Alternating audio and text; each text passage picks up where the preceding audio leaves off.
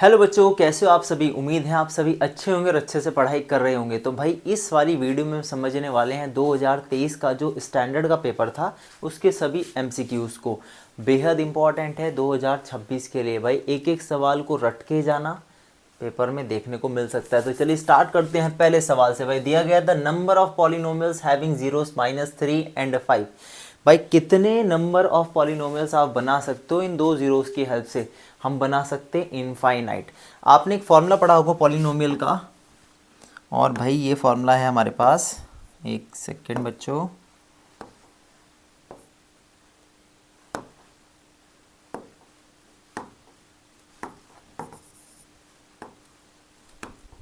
Formula है P x बराबर के ब्रैकेट में x square minus alpha plus beta into में एक्स प्लस अल्फा बीटा।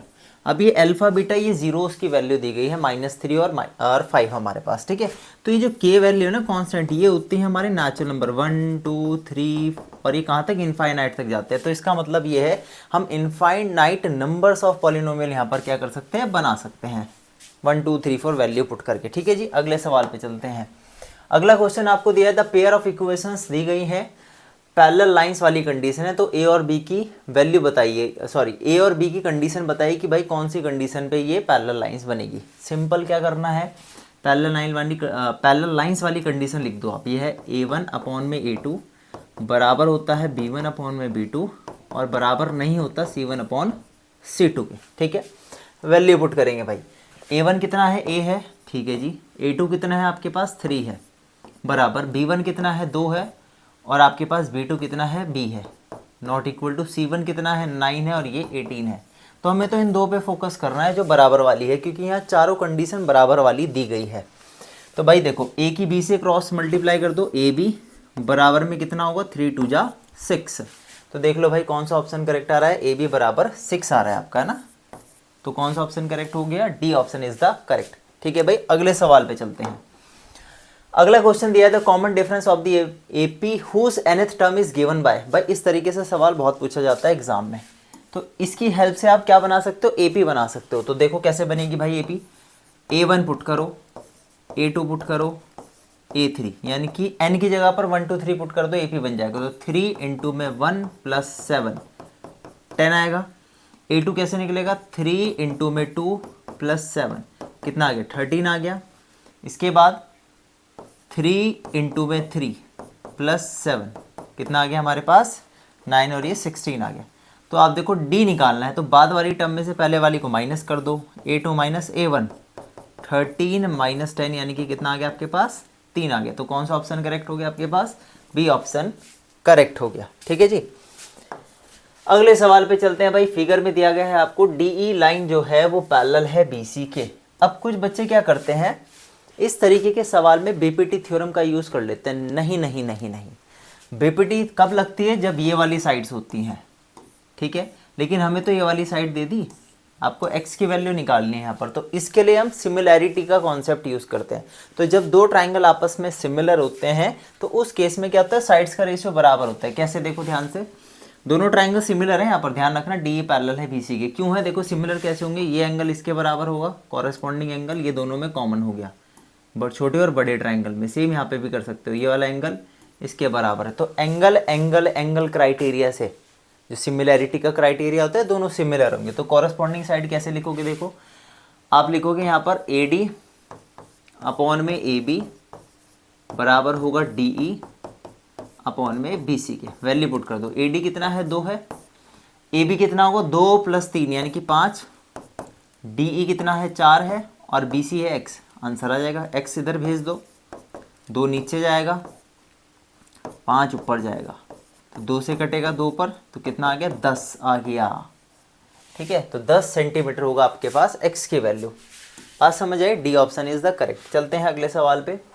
तो बाल को दिया है quadratic equation whose roots are. आपको अल्फा और बीटा दे दिए, यानी कि ये वैल्यू है आपके पास अल्फा की और ये वैल्यू आपके पास यहाँ पर बीटा की वैल्यू, ठीक है जी। अच्छा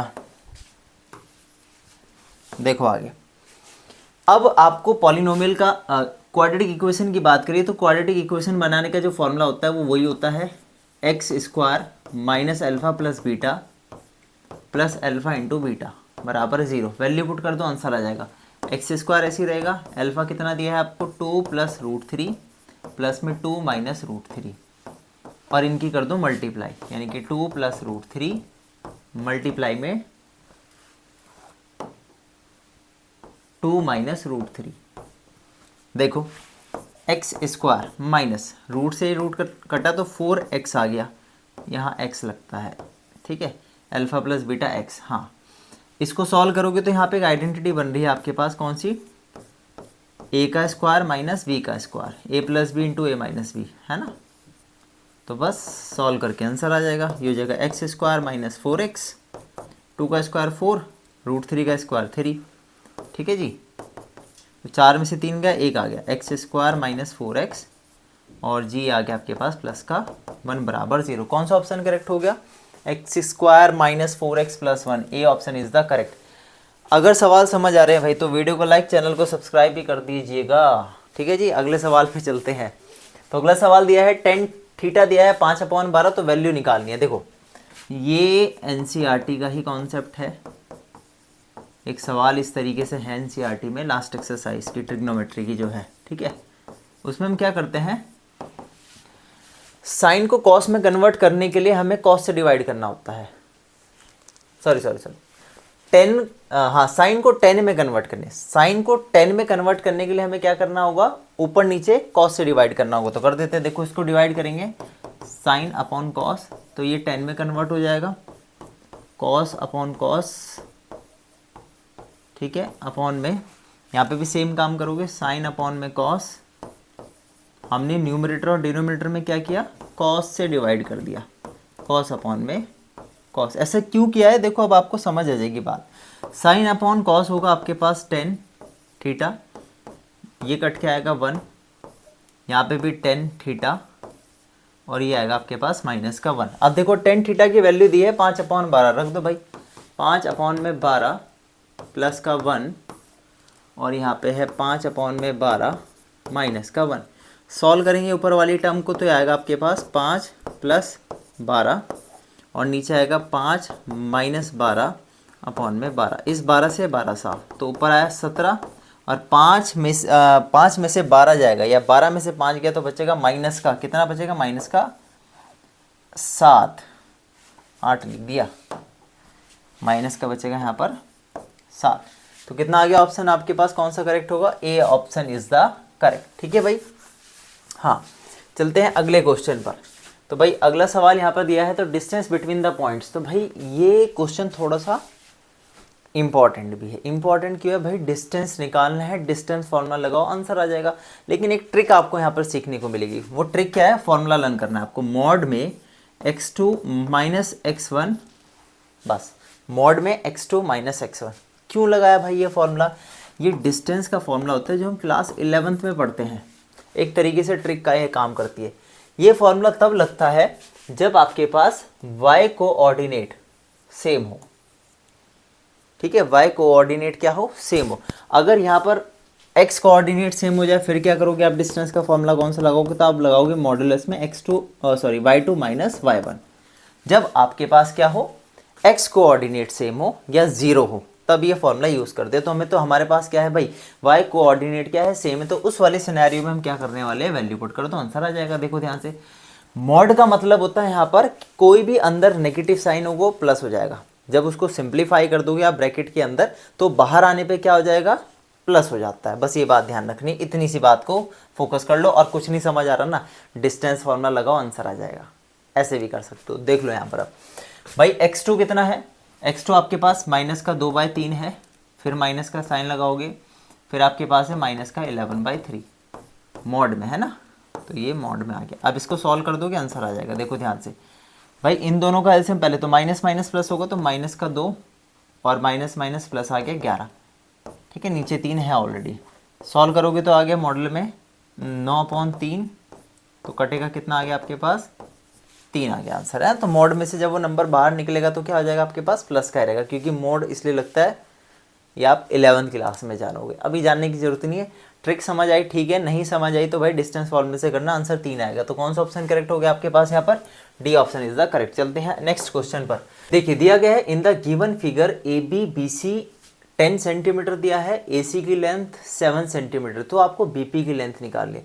भाई बेहद इंपॉर्टेंट क्वेश्चन है, थोड़ा ट्रिकी सा है, समझने में टाइम लगेगा, ध्यान से देखना स्टेप बाय स्टेप। देखो ये पूरी लेंथ कितनी है आपके पास 10 है, ये पूरी लेंथ कितनी है 10 है, और ये पूरी लेंथ कितनी है यहाँ पर 7 है। ध्यान देना, अगर मैं इसको मान लो x मानूँ तो ये x है, ये भी x होगा, क्योंकि एक्सटर्नल पॉइंट से हम टेंजेंट ड्रॉ करते हैं, तो BP और BQ x होगा, ठीक है। अगर मैं इस वाले पार्ट को y मानूँ तो ये भी y होगा, इसको मैं z मानूँ तो ये भी z होगा। बताओ कोई समस्या। और आपको पता है इन सभी साइड्स को अगर मैं जोड़ूँ तो पेरीमीटर होगा, x और x कितना होगा 2x होगा, प्लस y और y कितना होगा 2y होगा, प्लस z और z कितना होगा 2z होगा, बराबर कितना आएगा 27 के आएगा। तीनों को जोड़ दो, 10 10 और 7 कितना की 27। इन तीनों में अगर 2 कॉमन लूँ तो ये आएगा x plus Y plus Z बराबर, ये 2 उधर डिवाइड में जाएगा, भाई कॉमन लेके डिवाइड में जाएगा तो कितना आएगा 13.5 आएगा। बताओ कोई समस्या यहाँ तक, आगे देखो ध्यान से भाई। अब आप मुझे एक बात बताओ, x plus Z X plus Y के बराबर है, देखो ध्यान से, x plus Z X plus Y के बराबर है, क्योंकि दोनों 10 10 है, x से x कटा तो z और y दोनों आपस में बराबर मिल गया, कोई दिक्कत। और z प्लस y की वैल्यू कितनी है यहाँ पर 7 है, तो देखो z प्लस y इन दोनों की वैल्यू कितनी है यहाँ पर 7 है, और ये x के बराबर है, तो हमको x मिल गया सिंपल। x कितना आ जाएगा यहाँ से 13.5 में से जब आप 7 घटाओगे तो आपको मिलेगा यहाँ पे 6.5, ठीक है, 13 में से 7 गए 6, तो 6.5। कौन सा ऑप्शन करेक्ट हो गया हमारे पास यहाँ पर, C option is the correct. थोड़ा सा क्वेश्चन देखने में टफ सा था लेकिन था इजी, समझ आई आपको चीज़ें। अगले सवाल पे चलते हैं। दिया गया water in a river which is 3 metre deep and 40 metre wide. भाई आपके पास बोला है एक रिवर है, अब ये रिवर कितनी है भाई 3 मीटर गहरी है और 40 मीटर चौड़ी है, तो इसकी ब्रेथ हो गई है ना, एक कुछ इस तरीके से हो गया क्यूबॉइडल शेप में ऐसे वाला है ना। तो ब्रेथ आपको कितनी दे दी यहाँ पर 40 मीटर चौड़ी दे दी है ना, और यहाँ पर आपको जो हाइट दे दी वो कितनी दे दी 3 मीटर दे दी। अब बोला है उसमें पानी जो है वो 2 किलोमीटर पर आवर की रफ्तार से चल रहा है, तो यानी कि स्पीड दे दी, स्पीड कितनी दे दी 2 किलोमीटर पर आवर, तो इसको मैं उसमें कन्वर्ट कर सकता हूँ मीटर में। देखो ये हो जाएगा 2000 मीटर अपॉन में 60 मिनट, तो हमने स्पीड मीटर अपॉन मिनट में निकाल ली। ठीक जी, आगे चलते हैं। क्यों निकाली ऐसा हमने इसलिए किया क्योंकि यहाँ पर इन्होंने बोला कि बताओ भाई उसके अंदर कितना पानी भरेगा 2 मिनट के अंदर, तो टाइम दे दिया आपको, टाइम कितना दे दिया यहाँ पर, टाइम दे दिया 2 मिनट का। तो हम यहाँ से डिस्टेंस निकाल लेंगे। डिस्टेंस का मतलब है रिवर जो है जहाँ पे पानी भर रहा है ना, उसकी लेंथ निकल जाएगी यहाँ से। लेंथ मतलब कितना डिस्टेंस उसने ट्रैवल किया। तो डिस्टेंस कैसे निकलेगा, वो निकलेगा स्पीड इंटू में टाइम से। स्पीड दिया आपको 2000 मीटर अपॉन में 60 मिनट और इंटू में 2 मिनट। तो सॉल्व कर लो भाई, कैसे 2 से कटेगा कितने पर 30 पर, ठीक है, 0 से ये 0 साफ, तो आगे 200 अपॉन में 3, तो डिस्टेंस कितना आया 200 अपॉन में 3 मीटर आ गया। अब आपको निकालना क्या है, आपको निकालना है इसका वॉल्यूम, कि भाई कितना पानी उसके अंदर गिरेगा 2 मिनट में, तो यानी कि वॉल्यूम निकालना है। तो वॉल्यूम का फॉर्मूला क्या होता है क्यूबॉइड का, L into B into H, length into breadth into height. Value put कर दो, लेंथ कितनी है आपके पास, लेंथ निकल के आई भाई ये 200 अपॉन में 3, ब्रेथ 40 थी और हाइट आपके पास 3 थी, तो ये 3 से 3 कटा, 2 4 से कितना है 8 और ये 3 0, तो आपके पास आ जाएगा मीटर क्यूब में आंसर। तो 8000 मीटर क्यूब क्या हो गया आपके पास यहाँ पे करेक्ट आंसर हो गया। चीज़ें समझ आ रही है, बाल को समझ आ रही है तो चैनल को लाइक, वीडियो को लाइक, चैनल को सब्सक्राइब जरूर कीजिएगा। तो चलिए भाई अगले सवाल पे चलते हैं। मीन दिया है, मीडियन दिया है, मॉड निकालना है। सिंपल सा फॉर्मूला है 3 मीडियन बराबर होता है 2 मीन प्लस में मॉड के।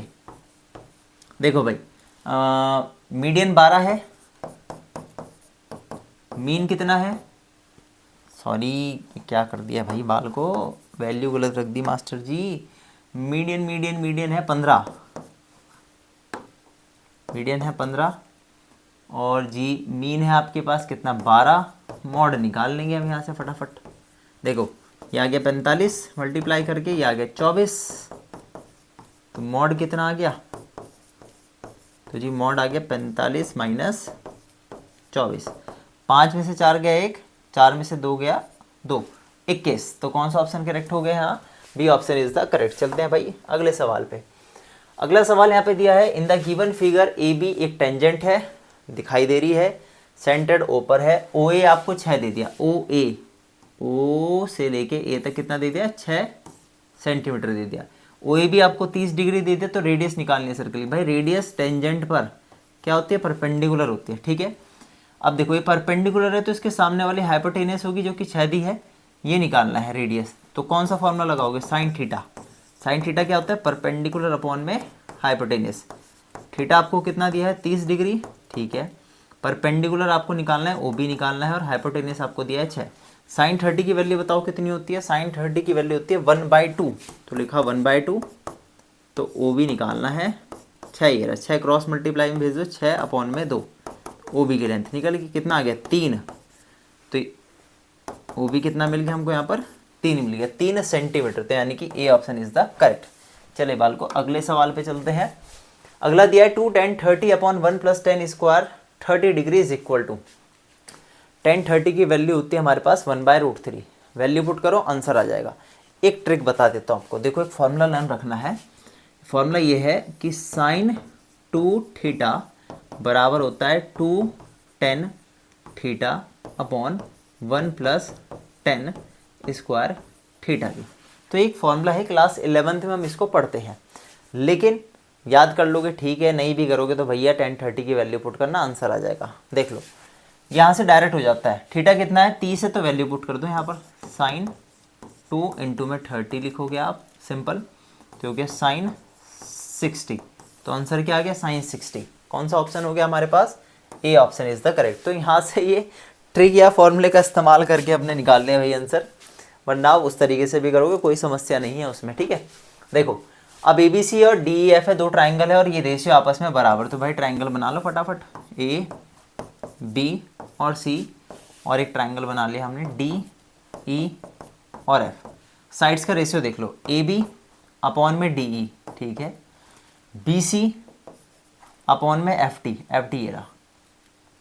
तो इंक्लूडेड एंगल देखो बी यहाँ पर है और डी यहाँ पर है, तो बी डी के बराबर होगा तभी दोनों triangle side angle side similarity जो क्राइटेरिया है उससे सिमिलर हो जाएंगे, ठीक है। तो बी को डी के बराबर होना पड़ेगा। समझ आई चीज़ें। अगले सवाल पे चलते हैं। अगला सवाल बोला है 11th टर्म बतानी है from the end of the AP. आखिरी से आखिरी वाला फॉर्मूला होता है आपके पास ए एन बराबर L - n - 1 × डी। भाई एक ही नंबर का एमसीक्यू पूछा जाता है इस फॉर्मूले से, और यही वो एमसीक्यू है जो पूछा जाता है। ए एन आपको कितना दिया -60, एक सेकेंड, ए एन तो आपको यानी कि ए 11th टर्म तो आपको यहाँ पर निकालनी है, लास्ट टर्म आपको दी है -62, ठीक है। एन कितना दिया है 11 है, 11th टर्म की बात करिए, और डी कैसे निकालोगे, बाद वाली में से पहले वाली को माइनस करके, यानी कि 7 में से जब हम 10 को घटाएंगे तो आपके पास आएगा -3। सॉल्व कर दो आंसर आ जाएगा। 11 और ये 10, 11 में से 1 गया 10 और 10 इंटू में -3, तो जोड़ करके कितना आएगा, मल्टीप्लाई करो भाई इसको, माइनस माइनस प्लस 30 आ गया, तो यानी क्या आ गया -32। ये आई थिंक एनसीईआरटी का सवाल है भाई, एग्जाम्पल है एनसीईआरटी का, -32 यानी कि C option is the correct. चलते हैं नेक्स्ट क्वेश्चन पर। तो जी अगला दिया है, दो कॉइन को अगर हम टॉस करते हैं तो एटलीस्ट 1 टेल आने की प्रोबेबिलिटी क्या है। भाई अगर हम 2 कॉइन टॉस करते हैं तो सैंपल स्पेस क्या बनता है बताओ। भाई आपके पास हेड हेड आ सकता है, हेड टेल आ सकता है, टेल हेड आ सकता है और टेल टेल आ सकता है। तो एटलीस्ट का मतलब होता है कम से कम, एटलीस्ट का मतलब क्या होता है, कम से कम एक टेल होना चाहिए, एक टेल होना चाहिए हमारे पास। तो भाई एक टेल वाला केस देखो, एक टेल ये रहा, एक ये रहा, और कम से कम का मतलब एक तो उससे ज़्यादा भी चलेंगे, तो 3 केस बन रहे हैं। तो प्रोबेबिलिटी कितनी होगी भाई टेल आने की, एटलीस्ट 1 टेल आने की। तो भाई 3 केस और टोटल हो गए 4, यानी कि कौन सा ऑप्शन करेक्ट हो गया हमारे पास, C option is the correct. अगले सवाल पे चलते हैं भाई। अगला सवाल यहाँ पे दिया है आपको COD दे दिया 120 डिग्री इस फिगर में, और BAO निकालना है। तो ये वाला एंगल निकालना है, बेहद आसान भाई। देखो ये 120 है, ये बता दो कितना होगा। स्ट्रेट लाइन है, लीनियर पेयर बनाएंगे तो ये 60 डिग्री हो गया। अगर ये 60 है तो ये वाला एंगल कितना होगा, रेडियस टेंजेंट पे क्या होती है, परपेंडिकुलर होती है, ठीक है। तो ये 90 है यहाँ पर। तो 90 और 60 कितने हो गए भाई, 90 और 60 हो गए 150। तो ये तीसरा एंगल कैसे निकलेगा भाई, एंगल सम प्रॉपर्टी से ये निकल जाएगा 30 डिग्री। अगर ये 30 है तो ये भी 30 होगा। क्यों होगा 30, क्योंकि ये लाइन जो है वो इस वाले एंगल को क्या करती है, बाइसेक्ट करती है। क्या करती है, बाइसेक्ट करती है। तो ये 30 वो 30, तो आ गया आंसर। तो ए ऑप्शन इज द करेक्ट। चलते हैं भाई नेक्स्ट क्वेश्चन पर। अगला सवाल बोला है इसमें से कौन सी जो है प्रोबेबिलिटी किसी इवेंट की नहीं हो सकती। मैंने आपको बताया था प्रोबेबिलिटी की जो रेंज होती है वो 0 या 0 से बड़ी, 1 या 1 से छोटी होती है, ठीक है। 1 या 1 से छोटी होती है। तो देखो 0 है, सही है, ये भी सही है, ये वाली भी सही है, लेकिन इसको चेक कर लेते हैं बी वाले ऑप्शन को। देखो पॉइंट हटाऊंगा तो ऊपर 0 बढ़ेंगे, 2 0 और अपॉन में 700। भाई 700 तो नहीं हो सकती है, या तो 0 होगी या 0 से बड़ी होगी, या 1 होगी या 1 से छोटी होगी। तो यानी कि यहाँ पर कैन नॉट की बात करिए तो B option is the correct. अगले क्वेश्चन पर चलते हैं भाई। अगला इन्होंने बोला if every term of the statistical data consisting of n terms is decreased by 2 then the mean of the data। इस क्वेश्चन को ना एग्जांपल से समझते हैं। देखो इन्होंने बोला, सिंपल सी बात ही बोली, भाई कोई डेटा है हमारे पास, अगर हम हर एक टर्म को 2 कम कर दें, माइनस कर दे दो, तो उसके मीन पे क्या फर्क पड़ेगा, ये आपको बताना है। सपोज करते हैं सपोज करते हैं हमने 3 टर्म ली, मान लो 10 20 और 30। इसका मीन निकालना है। मीन का मतलब तीनों को ऐड करोगे और 3 से ही भाग कर दोगे। भाई मीन का फॉर्मूला तो ये होता है सम ऑफ ऑल ऑब्जर्वेशंस अपॉन में टोटल नंबर ऑफ ऑब्जर्वेशंस। तो इसको जब हमने सॉल्व किया तो सॉल्व करके आएगा 20। तो ये पहला मीन था। अब हम क्या करते हैं, डेटा की हर एक वैल्यू को क्या कर देते हैं, 2 कम कर देते हैं। तो हमने सब में 2 कम कर दिया भाई। अब बताओ मीन में क्या फर्क पड़ेगा। तो अब ये जो नया मीन आया निकल के, न्यू मीन आ रहा है निकल कर, तो ये आएगा आपके पास कितना, 8, ठीक है। ये आएगा 18, ठीक है। और ये आएगा आपके पास 28 अपॉन में 3। जोड़ लो भाई, 8 8 8 कितना हुआ, 24 का 2 2 3 और 4 5 54 अपॉन में 3। तो इसको कट किया तो हमारे पास कितना आया, 3 और ये आपके पास हो गया 18, 18 आ गया। तो इस बार जो मीन आया वो हमारे पास कितना है, 18। और पहले वाला मीन कितना था हमारे पास, 20, और बाद वाला न्यू मीन आया 18। तो हमने क्या देखा, जो पहला मीन था और बाद वाला मीन था, अगर हर एक वैल्यू में से हम 2 घटाते तो मीन भी 2 ही घटता है। कितना मीन घट रहा है, 2 ही घट रहा है, ठीक है। तो कौन सा ऑप्शन सही होगा, ए ऑप्शन, डिक्रीज बाय 2। अगर हर एक वैल्यू को हम क्या करेंगे, 2 2 2 कम कर देंगे तो उसके मीन पे भी 2 का ही फर्क पड़ेगा। समझ आई चीजें। अगले सवाल पे चलते हैं। असर्शन रीजन आगे भाई इंपॉर्टेंट, रट के जाना भाई एक एक सवाल। देखिए अब असर्शन में दिया गया है यहाँ पर, if the points A and B lie on a circle with centre O then the value of X is. भाई एक सर्कल बनाओ, सर्कल पे 2 पॉइंट है, मान लो ए और बी, और सेंटर के पॉइंट आपको दी है। तो भाई एक बात बताओ, ये रेडियस होगा आपके पास, ओ पॉइंट है हमारे पास यहाँ पे 2,3, ए के पॉइंट आपको दिए हैं 4,3 और बी दिया है आपको x,5। सिंपल सी बात है, ओ ए का जो डिस्टेंस है वो ओ बी के बराबर होगा। डिस्टेंस फॉर्मूला लगाओ भाई, 2 - 4 का होल स्क्वायर प्लस 3 - 3 का होल स्क्वायर बराबर सेम 2 - x का होल स्क्वायर प्लस 3 - 5 का होल स्क्वायर, ठीक है। हाँ जी 5 ही है। स्क्वायर रूट से स्क्वायर रूट साफ, तो ये आएगा आपके पास -2 का स्क्वायर करोगे 4, ये 0 हो गया। यहाँ पर 3 में से 3 गया, 0 का स्क्वायर 0 हो जाएगा, ठीक है।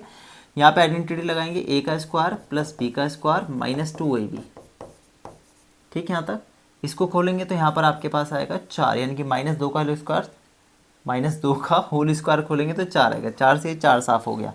इसको सॉल्व कर लेते हैं, तो यहाँ पे बनेगा 2 का स्क्वायर यानी कि 4, ठीक है। एक्स स्क्वायर, ये एक्स स्क्वायर हमने पहले लिख दिया, और 2 2 4 माइनस का 4x बराबर 0।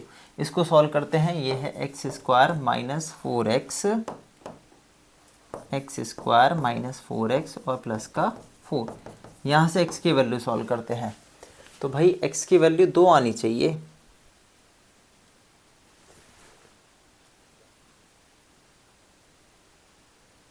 चलो देखो यहाँ पर कैसे सॉल्व होगा। लास्ट टर्म की फर्स्ट टर्म से मल्टीप्लाई 4, तो स्प्लिटिंग द मिडल टर्म से सॉल्व कर लेते हैं इसको।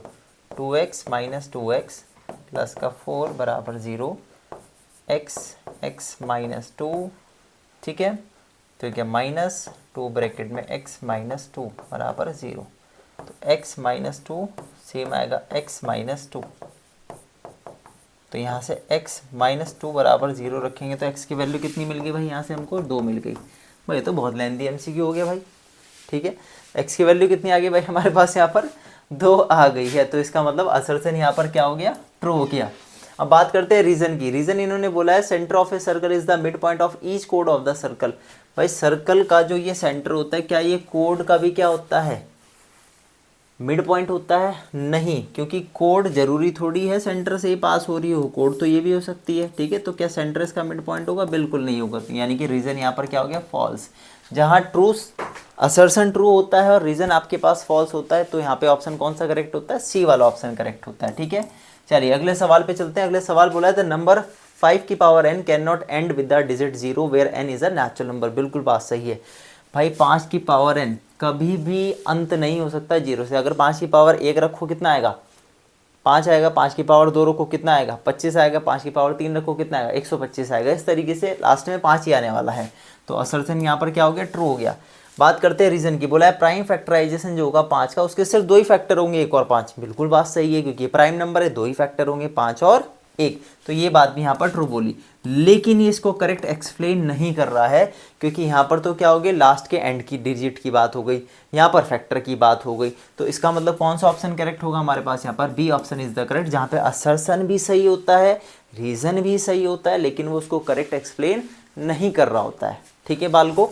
तो भाई ये था हमारा लास्ट क्वेश्चन 20वां। और अगर वीडियो आपको पसंद आई तो वीडियो को लाइक, चैनल को सब्सक्राइब जरूर कीजिएगा। मिलते हैं नेक्स्ट वीडियो में, till then take care, bye bye.